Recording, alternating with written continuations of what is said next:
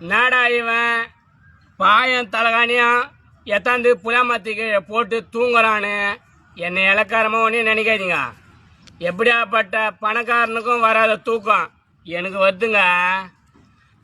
ஏதோ பழுதா இருந்தாலும் பசி இல்லாமல் சாப்பிட்டுக்கிறேன். கூலி வேலைக்கு போகிறேன், 10 ரூபாய் சம்பாதிக்கிறேன்.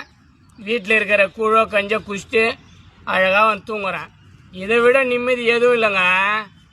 எவன் ஒருத்தவன் நோய் நொடி இல்லாதக்கிறானோ அவன் தாங்க பணக்காரன்.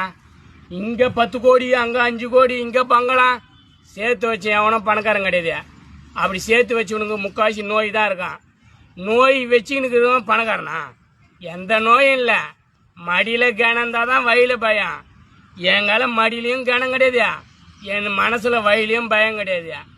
நான் யாரான்னா 10 ரூபாய் கடன் வாங்கி ஆடம்பரமாக செலவு பண்ணாதான் எனக்கு கஷ்டம்.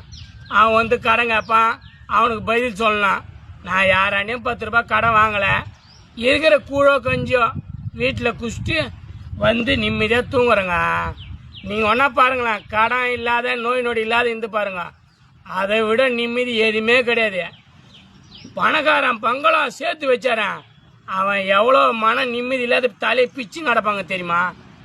ஒன்று மட்டும் நினச்சிங்க, அடிமட்ட ஏழையாக்கிறான் பாரு, அவன் இருக்கிற நிம்மதி கூட பணக்காரன் இருக்க மாட்டான். நிம்மதி தாங்க மனசு ஆறுதல். போதும் என்ற மனமே பொன் செய்யும் மருந்து.